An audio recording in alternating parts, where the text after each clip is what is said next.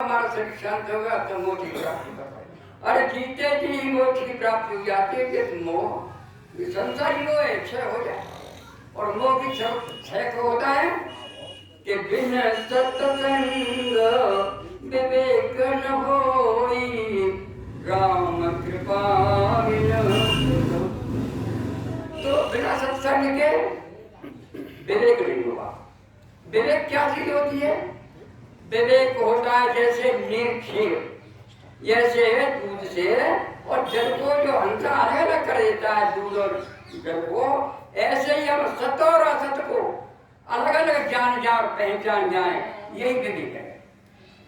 तो विवेक मोह और फिर विवेक से होने में क्या होगा कि हो ही विवेक मोह भ्रम भागा तब रघुनाथ चरण अनुराग। तब चरण रघुनाथ भगवान के चरणों का आकार निकलेगा। ये संसारी मोह और ये भ्रम हमारे अंदर घटा हुआ है ना, ये विवेक के द्वारा। और ये विवेक के पीछे एक और भी बात है कि हमें विचार करने की जरूरत है। विचार करना होगा तब हमारा विवेक आगे बढ़ेगा। अब विचार तो किया हमने, पर विचार भी करने में हमारे आचार अच्छे होंगे तभी तो विचार अच्छे बनेंगे। अब हम जुआ खेलना जानते हैं तो हम जुए का ही तो विचार बनाएंगे, और शराब पीना जानते हैं तो शराब का भी हमें विचार करेंगे, और जब भगवान की प्रति हमारा भाव होगा तो भगवान की प्रति हमारे विचार होंगे। तो हमें विचार भी कब बनेंगे? जब हमारा आचार सही होगा तो हमारे विचार होंगे। और आचार हमारा कब सही होगा? जब हमारा पात्र सही होगा। कि हमारा अंदर का पात्र जो है ना, इसमें काम क्रोध लोग ये तमाम भरे हुए, जब तक ये नहीं निकलेंगे, जब तक हमारा पात्र शुद्ध नहीं होगा, तब तक हमें कोई विचार आचार ही नहीं बनेगा। और जब हमारा आचार नहीं बनेगा तो विचार नहीं होगा। और विचार तभी हमारे अच्छे होंगे जब हमारा पात्र नहीं होगा। जैसे हमारी माता आचार डालते हैं, आचार देखा है, मिर्च को नींबू को आम को डालते हैं तो पात्र को देखती है, पात्र बढ़िया हो, नहीं यहाँ में आचार घर जाएगा तो बढ़िया पात्र देखती है, जिसमें कोई गंदा संदा न हो, चिकना मैदा न हो, तो उसमें आचार डालती है और आचार बड़ा अच्छा बन जाता है। और जब आचार हमारा अच्छा बन गया तो फिर हमारे विचार बन जाएंगे। तो हमें अपने आचार पात्र को शुद्ध करना होगा। पात्र शुद्ध होगा तो हमारे आचार सही होगा, और आचार सही होंगे तो हमारे विचार भी सही होंगे, और जब विचार सही होंगे तो तब हम देश में अपने हम जान जाएंगे कि हम कौन हैं। हम 3.5 हाथ के जो शरीर को लेने से इसी को तुम्हारे बच्चे करे, हम ही तो हैं। अरे ये नहीं देख रहे कि ये तो यहाँ पड़ा रह जाता है। जब हम कहते हैं चिट्ठी लिखते हैं हमारे पिताजी का स्वर्गवास हो गया, वो स्वर्गवास वाला कौन है? उसको पहचान हो जाए स्वर्ग में जाने वाला तो कोई और ही है। ये तो मिट्टी तो शमशान में जाने वाली है, स्वर्गवास में का ये तो शरीर को। तो हम इस शरीर को और अपने अंदर वाले को पहचानना है कि ईश्वर अंत जीव अपना, और ये चेतन है और ये अमर है, इसके अंदर कोई मर भी नहीं, और सहज सुख की राशि है। जब हम इतना जान जाएंगे सुख जाए, फिर लेकिन हम दुखी क्यों हैं? परमात्मा ने तो हम सबको दुखी बनाया है, पर दुखी क्यों? कि हम संसार में सुख की खोज नहीं, दौड़े चले जा रहे हैं, और सुख की खोज में जब सुख प्राप्त नहीं होता तो फिर हमें सुख ही सुख दिखाई पड़ता है। हम सुख की खोज न करें तो हमारे अंदर सुख है ही नहीं। क्यों? कि तू तो शायद सुख की राशि परमात्मा ने बना दिया। सुख की राशि वो होती है जिसकी कोई तौल नहीं होती। ख्याल में जब रात पड़ी होती है वो अतौल होती है, वो अतौल है। इतना तेरे लिए तो भगवान ने सुख शांति दी है। परंतु क्यों कि हम संसार में बिखरे हुए, इस नाशवान संसार में, और हम इस संसार को ही मान बैठे। अरे इस संसार को हम परमात्मा में मान लें कि ईश्वर सियाराम में सब जग जानी कर ब्राह्म। जो ये सियाराम है, सब जो कुछ दिख रहा वो राम है, वो सब भगवान का ही रूप है।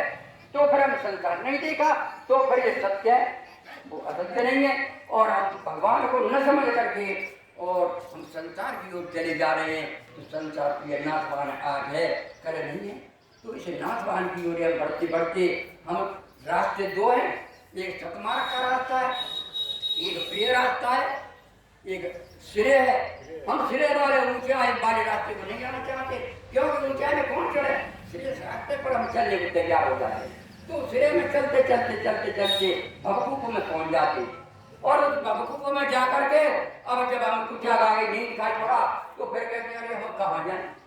उस भवकूप में से पड़े पड़े फिर हम याद करते हैं, तो फिर मन फिर तुम्हारा कोई धन रहता है, न कोई मन रहता है, न कोई ताकत, कोई काम नहीं करती।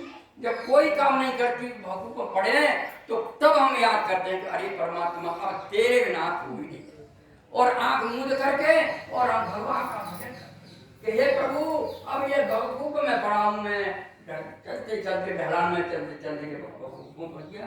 तो भगवान कहते हैं कि अब भी तो तू मेरा याद कर रहा है, पहले से अगर तू सिरे की ओर जाता तो चाहे भवकूप में पड़ता। तो भगवान रस्सी डालते हैं, अब जैसे ही रस्सी डाली तो उसने अंदर को फूल में देखा, और एक उसने देखा कि तो सर्प है, रस्सी में सर्प मालूम पड़ने लग गया। अब तो ब्रह्म और ज्यादा उसी दौलता परमात्मा की हो गई। अब तो भवकूप में पड़ा था और ये सर्प जो है मुझे डसे लेगा, अब नहीं मेरा कोई बचाना, हे परमात्मा। तब लो लगती है परमात्मा, और जब आँख खुली तो जब एकदम प्रकाश हुआ तो अरे का कोई रस्सी डाल रहा है, तो जब उसको 4 अंगुली रस्सी हाथ में आई। भगवान ने कहा अरे तू 4 अंगुल को भी जकड़ के पकड़ लेगा ना तो तू भवसागर से पार हो जाएगा। तो भैया ये देखो जवानी गई, बालकपन गया, जवानी गई, सब चला गया, ये चौथापन है, ये 4 अंग थोड़ा सा ही रहा है। अगर तुम भी अब भी अब इसे जकड़ के पकड़ लोगे ना तो भवसागर से पार हो जाओगे। तो हम परमात्मा की ओर न जा करके और भवकूप में जा रहे हैं। जब हम ऊपर को चढ़े सिरे की मार्ग पर, जहाँ रास्ता हमारा तय हुआ और जहाँ हमारा जो थक गए वहीं रुक गए, दूसरे दिन फिर तय कर लो, धीरे धीरे धीरे धीरे।